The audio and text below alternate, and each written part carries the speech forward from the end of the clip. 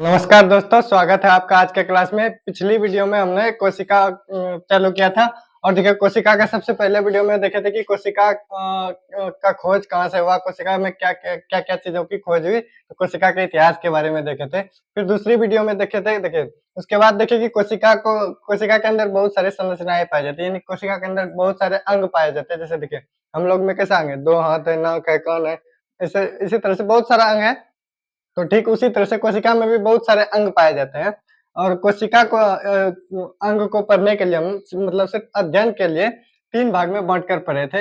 एक था कोशिका झिल्ली, एक था कोशिका द्रव और एक था केंद्रक। तो कोशिका झिल्ली को हमने पिछली वीडियो में मतलब पूरा पढ़ चुके हैं। तो आप लोग अगर पिछली वीडियो नहीं देखे हैं तो दोनों वीडियो जाके आप पहले देख लीजिएगा और आपका लिंक डिस्क्रिप्शन में दिया होगा, ठीक है? आज हम पढ़ने वाले हैं दूसरा, पहला तो हो गया था कोशिका भित्ति, आज दूसरा है उसका कोशिका द्रव के बारे में, ठीक। कोशिका द्रव, कोशिका द्रव से पहले भी थोड़ा सा बता दिए थे कि एक होता है जीव द्रव, ठीक। जीव द्रव उसे कहते हैं कोशिका द्रव और एक केंद्रक पाया जाता है ना, तो कोशिका द्रव और केंद्रक के सम्मिलित रूप को ही जीव द्रव कहा जाता है, ठीक। अब देखिए कोशिका द्रव क्या है। कोशिका द्रव कोशिका भित्ति, देखिए कोशिका द्रव अगर पूछे तो बोलिएगा कोशिका भित्ति और केंद्रक और केंद्रक और केंद्रक के बीच वाले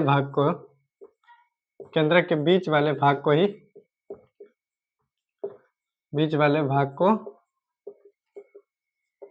कोशिका द्रव्य कहा जाता है, ठीक है। तो कोशिका भित्ति और देखिए कोशिका द्रव जो होता है वो गहरा पदार्थ होता है, वो लिक्विड फॉर्म में रहता है, ठीक।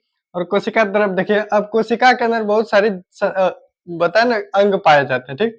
तो वो सारे अंग कोशिका द्रव के अंदर ही पाए जाते हैं। तो देखिए एक यहाँ से एक और अथी बनता है, जैसे कि पूछेगा आपको क्वेश्चन कि कोशिकांग या कोशिका अंगक क्या होता है, जैसे पूछ दिया कोशिकांग, ठीक।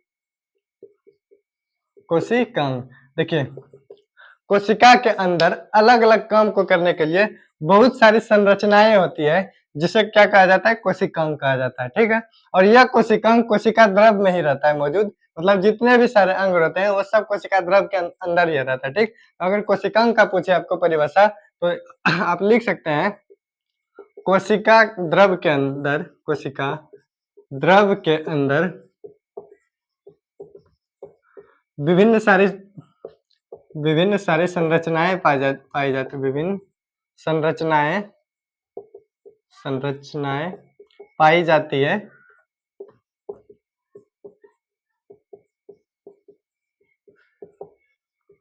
जिसे कोशिकांग कहा जाता है, सॉरी, जिसे कोशिकांग कहा जाता है, ठीक। सॉरी, एक और लाइन यहाँ ऐड कर लीजिएगा। संरचनाएं पाई जाती है जिसका अलग अलग कार्य रहता है, या जो अलग अलग कार्य को संपादित करती है, जिसका अलग अलग कार्य रहता है, ठीक है। तो यही होता है कोशिकांग। देखिए कोशिकांग क्या होता है, कोशिका द्रव के अंदर विभिन्न सारी संरचनाएं पाई जाती है, या अलग अलग प्रकार की होती है, कोई झिल्ली नुमा होती है तो कोई झिल्ली रहित होती है, जिसका अलग अलग काम होता है, यानी कि जो अलग अलग कार्य को करने में संपादित होती है कोशिका के अंदर, ठीक। अब देखिए ये कोशिकांग क्या है, कोशिका जैसे उदाहरण के तौर पर जैसे आप लोग सुनेंगे, इसमें होता है अंतःप्रद्रव्ययी जालिका।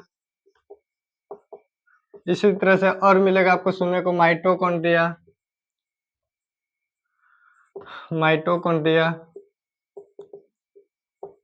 इसी तरह से सुनने को मिलेगा माइटोकॉन्ड्रिया, राइबोसोम, लाइसोसोम, बहुत सारा चीज सुनने को मिलेगा। सब यही है, ठीक। लाइसोसोम, राइबोसोम, सेंट्रोसोम, ये सारी चीजें यही है, ठीक है। एटसेट्रा लिख देते हैं, ठीक।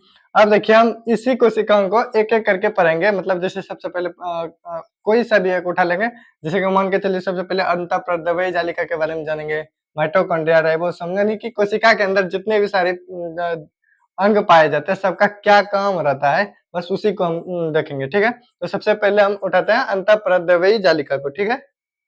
तो सबसे पहले अंतःप्रद्रव्ययी जालिका को देखते हैं कि यह क्या होता है।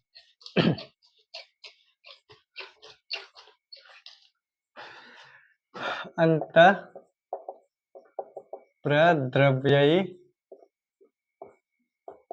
जालिका।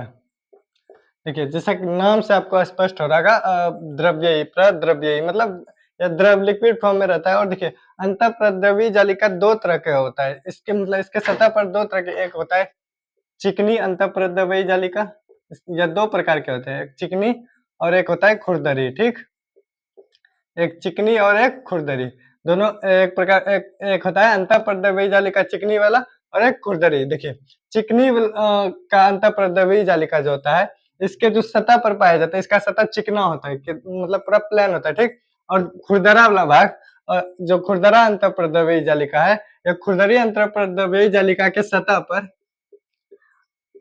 सतह पर राइबोसोम पाया जाता है। क्या पाया जाता है?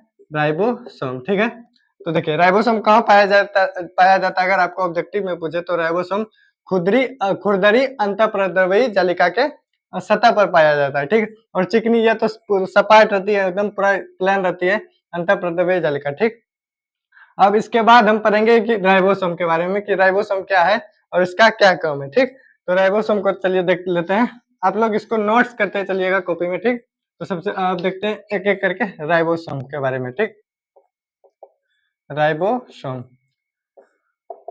राइबोसोम क्या होता है? राइबोसोम देखिए कोशिका के अंदर यह प्रोटीन का संश्लेषण करता है, प्रोटीन का निर्माण करने का काम करता है। कौन करता है? राइबोसोम। और राइबोसोम कहाँ पाया जाता है? तो खुरदरी अंतःप्रद्रवी जालिका के सतह पर पाया जाता है। ठीक, तो राइबोसोम का क्या काम है? तो राइबोसोम का ऐसे आपको लिखना होगा तो लिख लीजिएगा, यह खुरदरी अंतःप्रद्रव्यी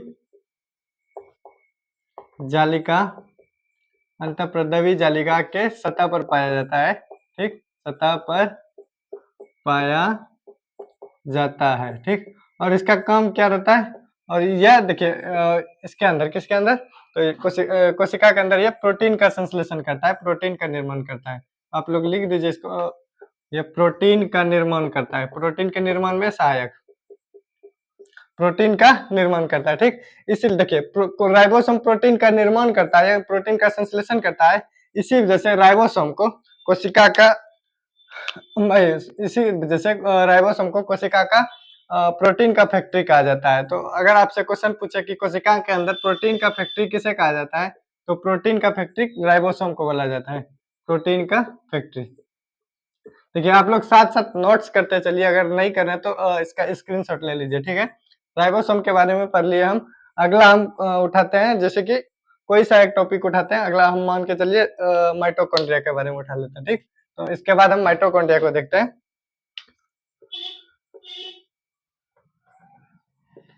माइटोकॉन्ड्रिया,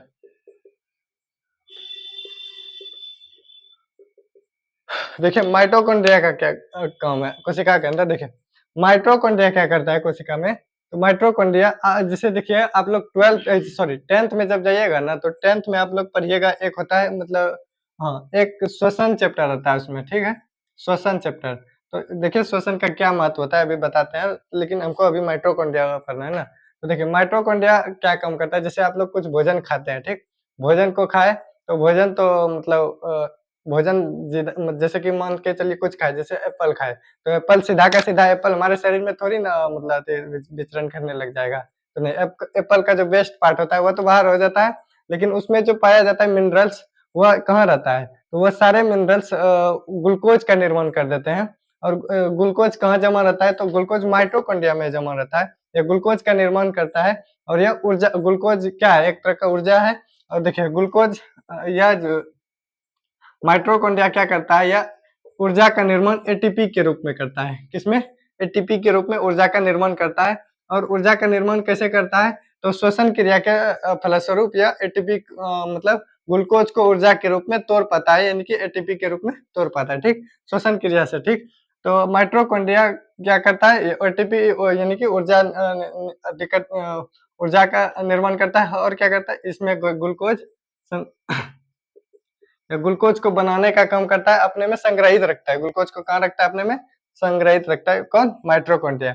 तो ग्लूकोज को निर्माण करना या फिर ऊर्जा का इसको निर्माण करना कहा जाता है, इसलिए माइटोकॉन्ड्रिया को कोशिका का ऊर्जा घर या पावर हाउस कहा जाता है। अगर आपसे पूछे, ऑब्जेक्टिव पूछा जाता है ऐसा कि कोशिका का, देखिए हिसाब से लिख देते हैं,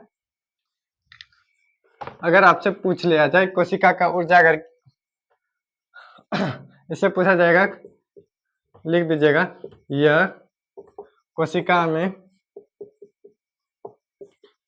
में ग्लूकोज का निर्माण करती है, ग्लूकोज तथा एटीपी ब्रैकेट ऊर्जा दे देते हैं,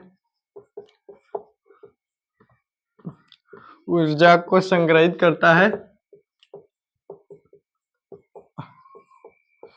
देखिए रहता है, इसीलिए इसको देखिए, किसको, माइटोकॉन्ड्रिया को क्या कहा जाता है, तो माइटोकॉन्ड्रिया को कहा जाता है कोशिका का पावर हाउस, कोशिका का पावर हाउस। ठीक, कोशिका का पावर हाउस, या पूछ ले कोशिका का ऊर्जाघर, ऊर्जाघर यही पूछा जाएगा आपको। ऑब्जेक्टिव में ये पूछा जाएगा कि कोशिका का ऊर्जाघर किसे कहा जाता है, तो माइटोकॉन्ड्रिया। अगर पूछा जाए कि प्रोटीन का फैक्ट्री किसे कहा जाता है, तो राइबोसोम, माइटोकॉन्ड्रिया को कोशिका का पावर हाउस कहा जाता है। ठीक, अब समझते हैं अगला दूसरा कुछ, जैसे अगला समझते हैं कि लाइसोसोम क्या होता है। ठीक, ऊपर वाला मिटा रहे हैं, आप लोग स्क्रीनशॉट ले लिए होंगे।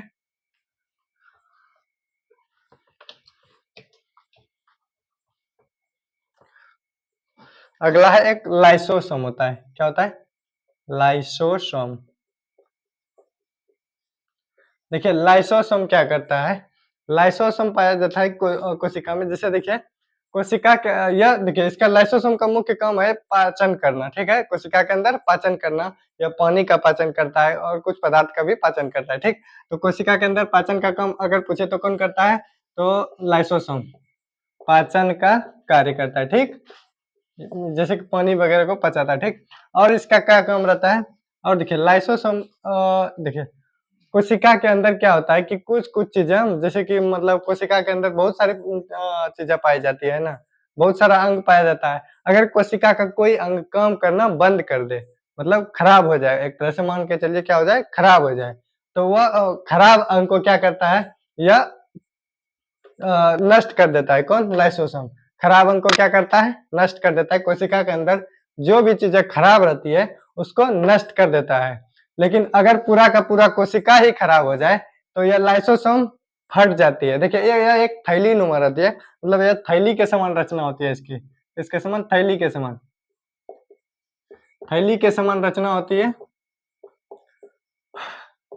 होता क्या है, जैसे कि अगर कोशिका के अंदर कोई अंग खराब हो जाए तो उसको यह नष्ट कर देता है, लेकिन अगर पूरा का पूरा कोशिका ही खराब हो जाए तो यह लाइसोसोम फट जाता है, यानी कट जाता है बीच से या फिर फट जाता है। और फट जाता है तो यह पूरा कोशिका को ब्लास्ट कर देता है, जैसे कि बम फटता है तो उसी तरह से यह लाइसोसोम फट जाता है, जिससे कि वह वाला कोशिका, पूरा कोशिका ही खत्म हो जाता है, नष्ट हो जाता है पूरा ब्लास्ट करके। ठीक, तो इसीलिए कोशिका को लाइसोसोम को आत्महत्या की थैली भी कहा जाता है। अगर आपसे पूछा जाए कि आत्महत्या की थैली कोशिका में किसे कहा जाता है, तो लाइसोसोम। आप लोग लिख लीजिए, आत्महत्या की थैली।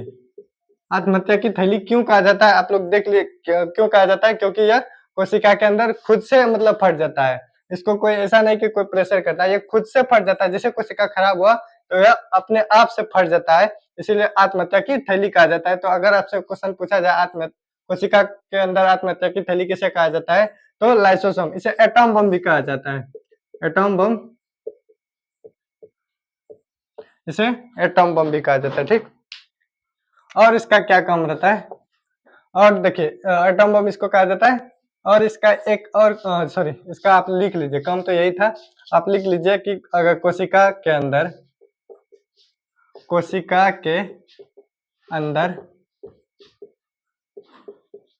कोई अंग काम नहीं करे तो उसे यह नष्ट कर देती है, ठीक, तो उसे नष्ट कर देती है। लेकिन अगर पूरा कोशिका ही काम करना बंद कर दे, तो यह ब्लास्ट हो जाती है। और लिख लीजिएगा नीचे में, और अगर पूरा कोशिका ही काम करना बंद कर दे, काम करना बंद कर दे तब यह ब्लास्ट कर जाता है, ब्लास्ट